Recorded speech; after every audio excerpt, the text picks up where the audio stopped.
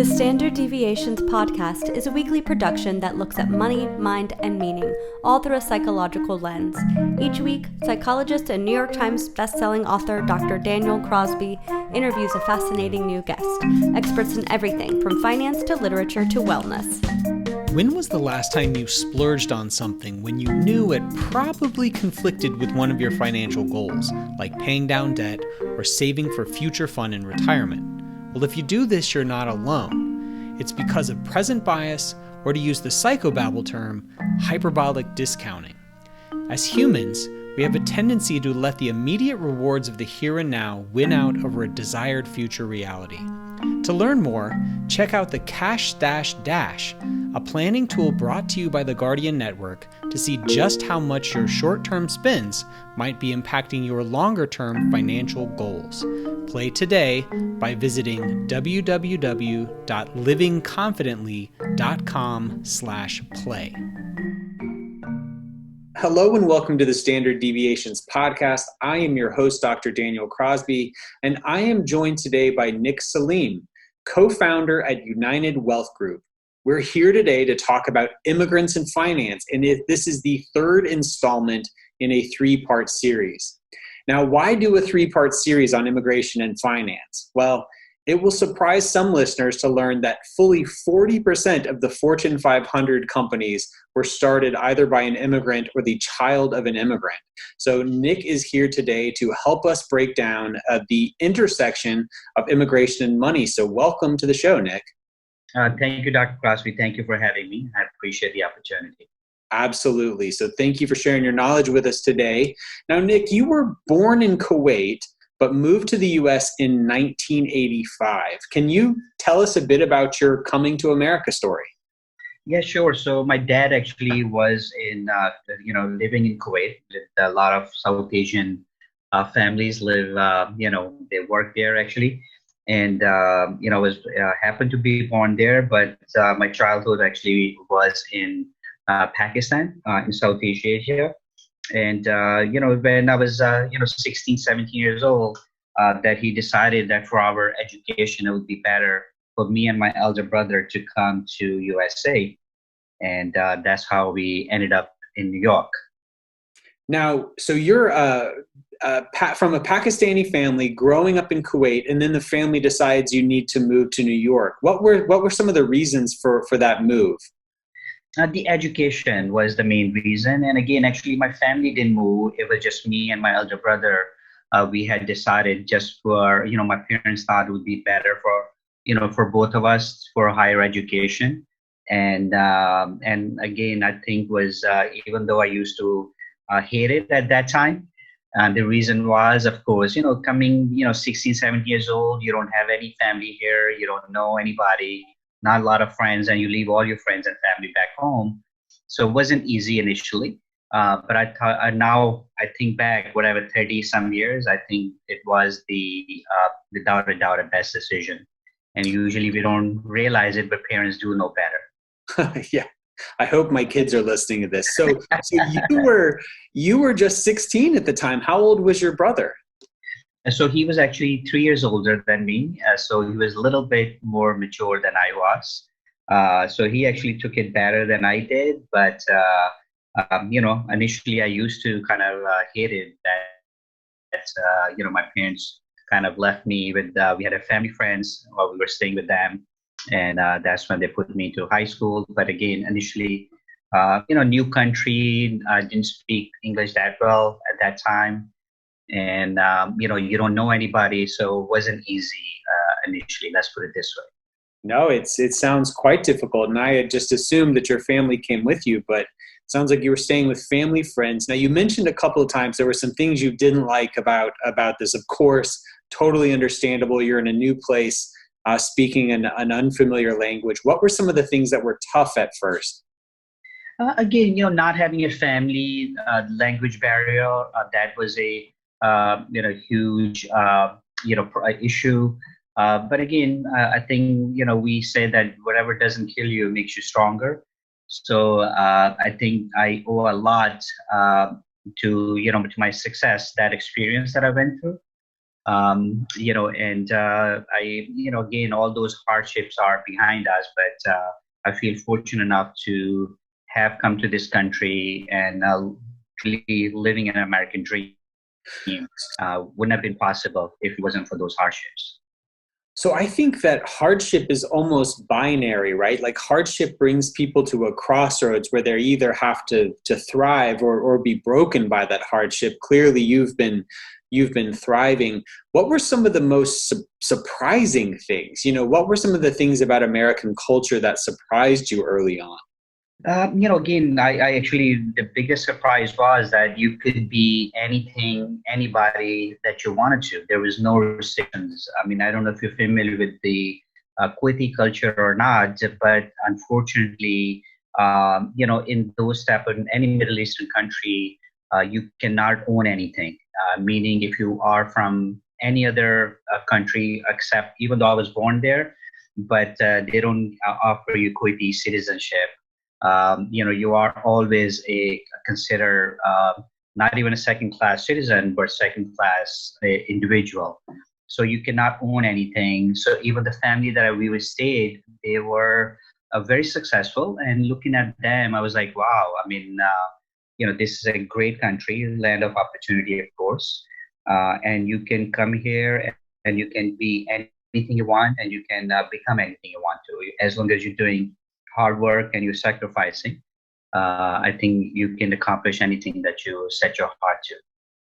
So there's this saying that you have to see it to be it, right? And so one of the things it sounds like that you saw early on by staying with this successful family was that if you applied yourself, if you worked hard, there were things that could accrue to you that maybe weren't available to you in a country where you weren't treated as someone who really belonged there.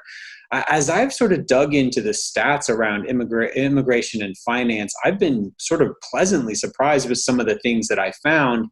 One that fascinated me was from the Kaufman Entrepreneurship Index, and it shows that immigrants to the U.S. are twice as likely as native-born Americans to start a business. Now, you yourself are an immigrant to the U.S. You work in your business with a lot of immigrant families. What do you think it is about the psychology of immigrants that makes them so much more likely to want to be entrepreneurial? I think the biggest reason is, for me and my clients, I see majority of the time is, trying to prove something. They want to kind of control their own future, own destiny.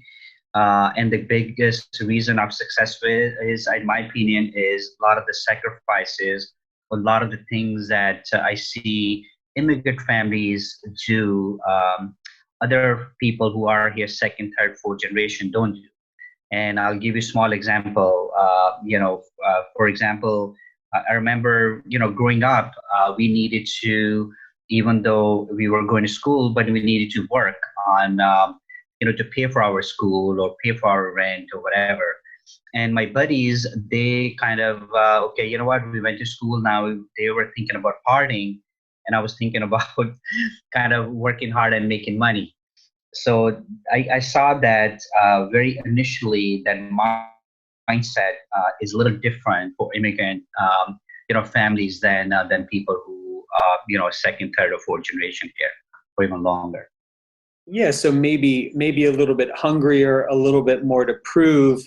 It occurs to me that some of it could be due to sort of structural or systemic lack of options, right? I mean, it seems like if you're new to the country, maybe you don't have the network, maybe you're not as connected as people who've lived here for a long time. Do you think there are sort of structural or systemic reasons why immigrants are kept from more traditional employment and have to forge their own path? Is that part of the equation as well? Absolutely, I couldn't agree with you. You put it rightly. Actually, the failure is not an option. Number one. Number two, that scare feeling that you have. How am I going to be paying my rent? How am I going to be feeding my family? Plus, you have majority of the time with immigrant families, you have not just one household, when multiple households are dependent on you. So I think the failure and having that feeling that okay, I need to work even harder to provide not just for my kids but for extended families as well too. That drive is what I think makes immigrant free families more successful. And again, I might be wrong, but sacrifice. I see that immigrant families are willing to sacrifice the weekend or partying or something compared to non-immigrant families. Again, this is only based on my experience that what I've seen in the past. So it's fascinating stuff. And, as I dug into the stats again around immigrants and entrepreneurship and money, another factor that I found that was a little surprising to me was that immigrants as a group are less likely to take on consumer or credit card debt. So one study found that native-born Americans were twice as likely to go into debt to finance a car. This lack of indebtedness gives some flexibility for spending on business expenses. Was staying out of debt something that was emphasized to you? Is this something that you see among your clients? I do, Dr. Crosby, for sure. Again, I think the main reason is that, usually we are taught you spend what you have. Back home, again, now things have changed, but years ago, they didn't have these similar banking systems that they have here, or credit cards were not widely available. So, and I'll tell you, even my parents, when they built their house, I remember it took almost 8 years to build that house, even though we had moved in. But you would only spend what you had instead of going to the bank, borrowing money, and finishing up your house or whatever. It took like literally 8 years to build that house. I still remember that, sleeping in a room without any paint in it. So it is very common. And I see that with my clients as well, too. And I'll give you another example, which, I tell a lot of my clients and my friends that they, don't pay your mortgage. A lot of their CPAs advise them for tax purposes that don't pay your mortgage, but majority of my clients, they want to pay off their mortgage. Again, because of the mindset that they have, they don't want to have any debt, even though that, debt sometimes is good, but because of the, that what is kind of built into in their mindset, they just want to pay that debt off as much, as soon as possible. So, Nick, you bring up an interesting topic, and one that I've spoken with our other guests about, which is how do you balance sort of what are traditional financial best practices with sort of specific cultural sensitivity. So, for instance, many of the two previous guests we had to talk about immigration and finance have said that many of their clients were sort of overweight real estate because there was this notion culturally that you want to own brick and mortar, you want to own something tangible. Well, we know from the research into sort of how capital markets have performed versus residential real estate that on average you're much likely to do better in something like the stock market, right? A broad market exposure. So how do you sort of balance that desire to be culturally sensitive with the desire to give your clients good financial advice if those things come into conflict? They do all the time, Dr. Crosby. And then, one of the things that you say, okay, diversification. I tell my clients, hey, don't put everything, don't give me all your money. You do need to do everything. You should own a real estate, even primary resident or other real estate. Definitely, you should be, invested in stocks or bonds or mutual fund or insurances or any of those, assets that we have, in the marketplace. So diversification is a key. That is something that I preach not only to my clients but even to myself. It's just kind of educating your clients. Sometimes it's difficult, but majority of the time people, they look at it and then they say, yes, it makes sense. But again, just educating the clients about diversification and putting not your, all your eggs in one basket, diversifying with the real estate, with the investments, with the insurances, with the bonds, with everything that we have available. So we've talked now about some of the unique strengths of immigrants with respect to finances. We've talked about the lack of consumer debt. We've talked about sort of this failure is not an option, entrepreneurial spirit. But as surely as there's unique strengths, there are also unique challenges. So one stat I found was that, for instance, households in which English is not the first language were 5 times as likely to be unbanked and have no relationship with a financial institution, making it harder to secure credit to start a business or even transact everyday banking matters. So what sort of unique challenges did you observe either with yourself or with the clients that you serve with respect to unique challenges to immigrant families and becoming financially independent? That's a great question, Dr. Crosby. Again, the number one reason is obviously lack of knowledge or having a support system. Things are improving now, even with the, we have a South Asian Chamber of Commerce. I'm actually one of the board members there as well. So anytime now, we have systems where you have this new, I guess, immigrant family who comes in, you try to do the seminars, you try to do, educational seminars to teach them about these things. But you're absolutely right. When I came here, I didn't know anything about credit cards. I didn't even know what credit cards were. So, I remember my first bank account I opened maybe like 4 or 5 years later while I was in this country. So you're absolutely right. With those immigrant families not having the support system or lack of knowledge is the reason, why they, it takes them a little longer.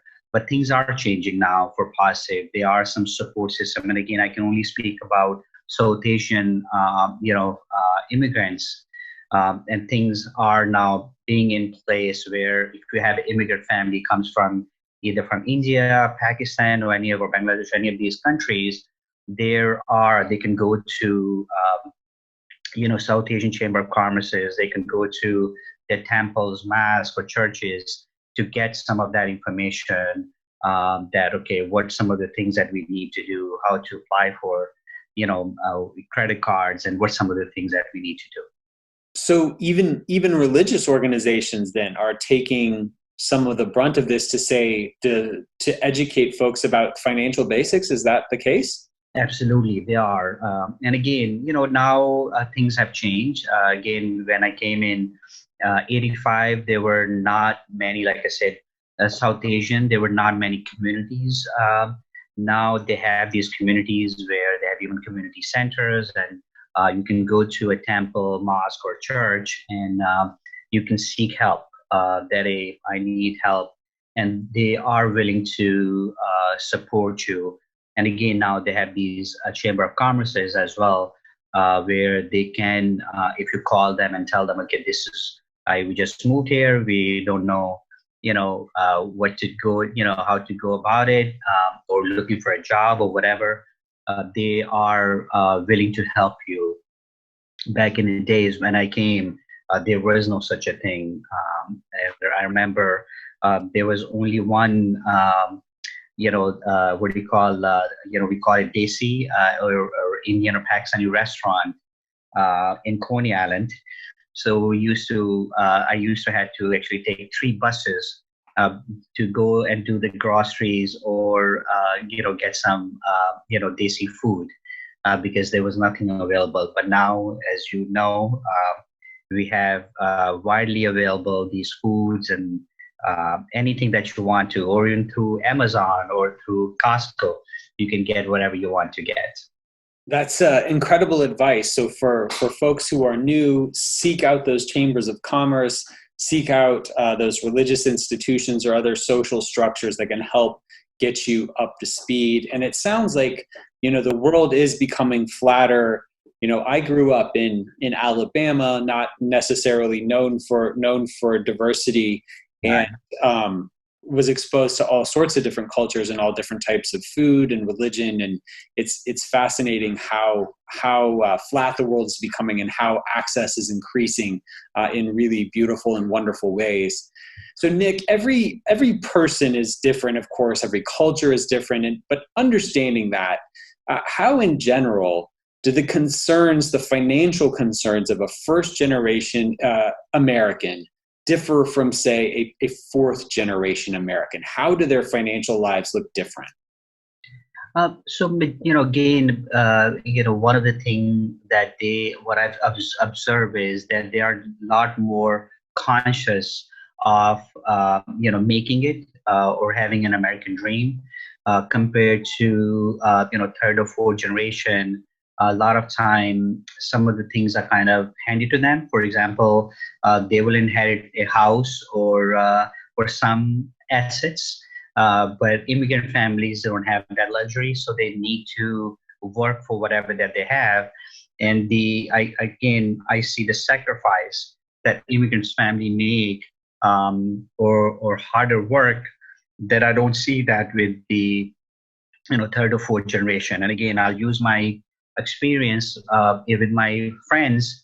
When their goal is, okay, you know what, I'm going to pay the mortgage, I'm going to do XYZ things. I'm talking about the third or fourth generation, and then I want to have a party over the weekend, or I want to do this. Versus with immigrants families, you see that they are more concerned about their family future, about their kids, and they want to make sure that they have something that is there, and they are willing to sacrifice more. They are willing to work much harder compared to third or fourth generation, because they know that failure is not an option, and they just are willing to do more compared to third or fourth generation Americans here. So one of the things that I found when researching my book is that almost every culture has some version of the American saying shirt sleeves to shirt sleeves in 3 generations, that basically families go from being working class to working class in 3 generations. And that, very much as you've just described, the first generation works hard, the second generation receives a leg up, and gets some help and perhaps builds on that wealth. The third generation then is perhaps a little spoiled and a little complacent, and then the whole cycle starts over again. So I recently shared that with my children, and talked to them about how there are Asian countries that have a variant of the saying. There are European countries that have a variant of the saying. It seems to be human nature that we go through sort of this wealth poverty cycle. What lessons are you trying to teach your clients so that they can break this cycle of shirt sleeves to shirt sleeves in 3 generations? Great question. Again, one of the things that I'll start with my own kids, actually, that I teach them. They don't take anything for granted. If you give them too much, they think that, okay, there's no value. And I'll use actually another small example. My middle son, he's coming today to work with me. 18 years old. He just recently got a car, but only reason I got in that car was that he was going to be paying for his insurance and also half of whatever the monthly installment is. So he's working on a part-time, a couple of other things, but I told him there's no exceptions. He was like, "Oh, Dad, this because I was busy with my classes. They're doing everything online, and he, playing with the baseball. I didn't make enough money." I said, "It's too bad." So I put my foot down. So today, actually, he's coming and he's helping me out in the office just so he can make some extra bucks. So I think one of the things that I see my clients doing that to their kids, they do make them aware of, the hard work that they have put in, and they make sure that they are doing exactly the same thing. So again, my observation with working with my immigrant families are their kids are likely, work extra hard when it comes to not only on a work environment, but also on academically as well.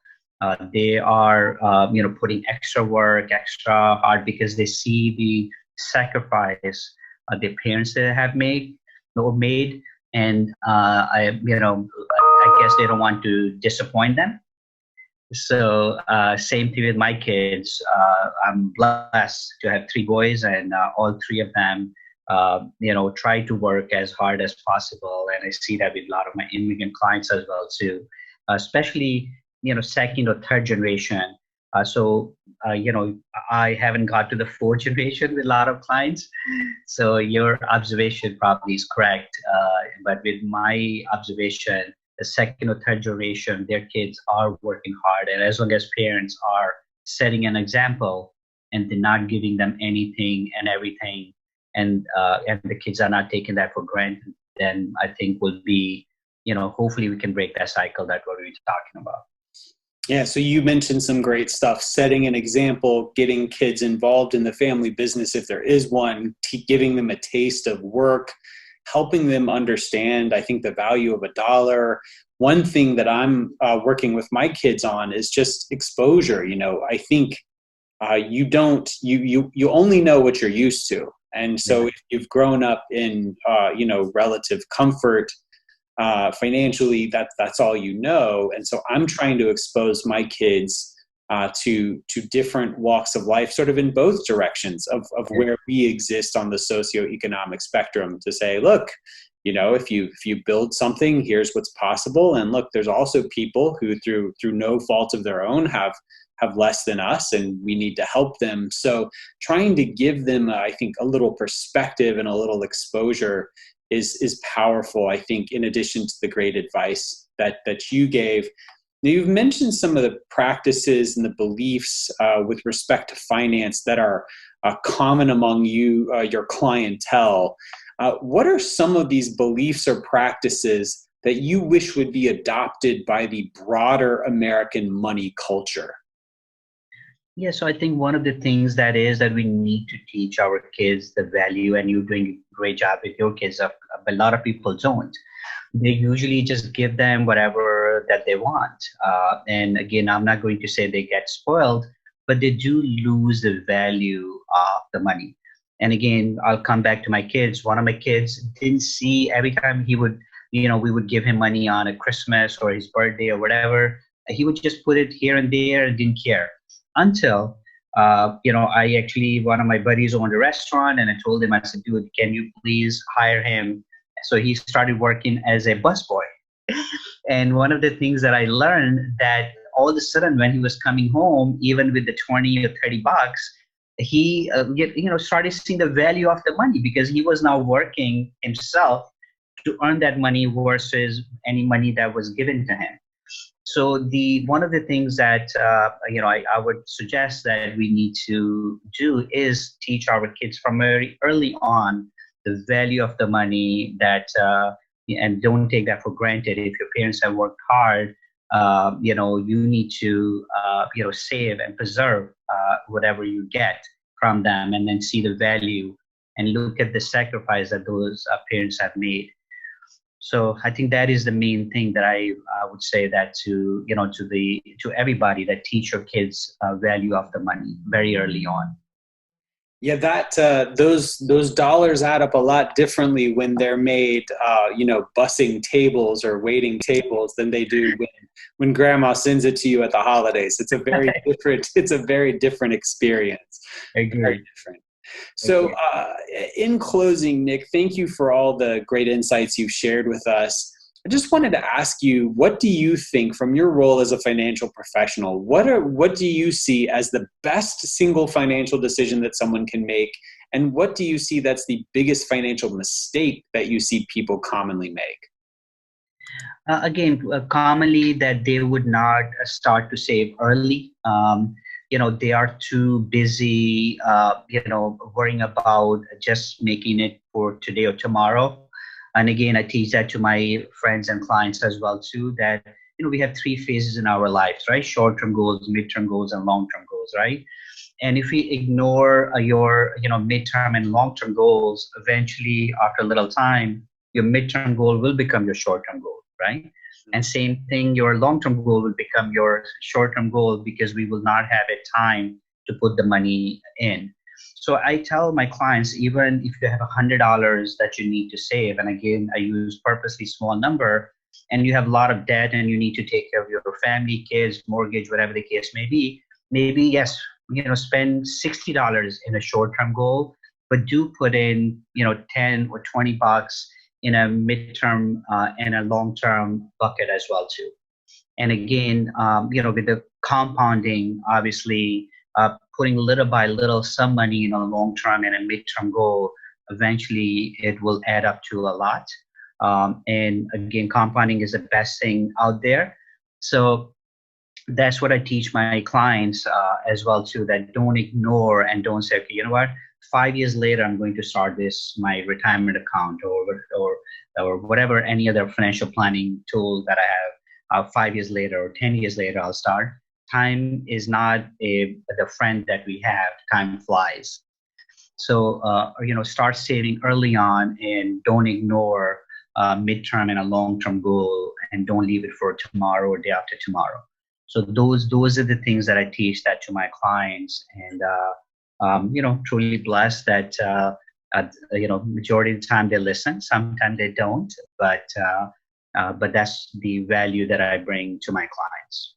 Yeah, thank you. So in closing here, I hope that any of you who have listened to all 3 episodes here will take note. All cultures have strengths and weaknesses with respect to how they spend, save, and invest money. And so part of what I've tried to do here is to just shine a light on the way that different folks think about money. I found out when I got married, I think a lot of people find out when they move in with someone or they get married that, people have different money scripts, and these money scripts only become highlighted when they become brought into sharp contrast with someone else who has a different idea about money. So we've tried here in this 3-part series on immigration and finance to shine a light on different strengths and weaknesses different cultures have with respect to money. I hope it has been illuminating, and I hope that it will help you think about money in a more fulsome way. Nick, thank you for your time and your expertise today. If people are interested in knowing more about you and your work, where can they find you online? So again, Saleem, .com or United Bulk Group LLC.com. Anytime they can Google us, and we are there. But thank you for having me, Dr. Crosby. I really appreciate it. Thank you for giving me an opportunity, and hopefully people who hear it, they'll get some value out of it. That's what I'm hoping for. I'm sure they will. So thank you so much for all that you shared with us today. Stay safe, and thank you again. God bless. Thank you. Have a wonderful day.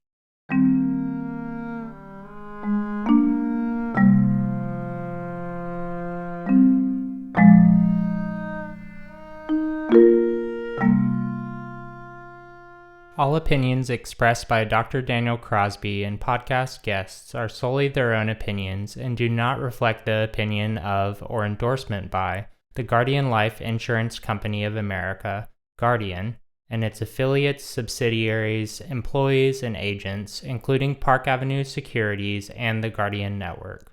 This podcast is for informational purposes only and should not be relied upon as a basis for legal, tax, and investment decisions. The opinions are based upon information participants consider reliable, and Dr. Crosby and Guardian are not responsible for the consequences of any decisions or actions taken because of the information provided. Guardian copyright is a registered trademark of the Guardian Life Insurance Company of America. All materials are subject to United States copyright laws. Copyright 2020 Guardian. Nadeem is a registered representative of Park Avenue Securities, LLC, PAS. OSJ 355 Lexington Avenue, 9th floor, New York, New York, 10017, 212-541-8800. Securities products offered through PAS, member FINRA, SIPC. Financial representative of the Guardian Life Insurance Company of America. Copyright Guardian. New York, New York. PAS is a wholly owned subsidiary of Guardian. United Wealth Group LLC is not an affiliate or subsidiary of PAS or Guardian. Guest speakers and their firms are not affiliated with or endorsed by PAS, Guardian, or United Wealth Group LLC, and opinions stated are their own. AR Insurance License Number 2973673, 2020-111382, expiration 10/2022.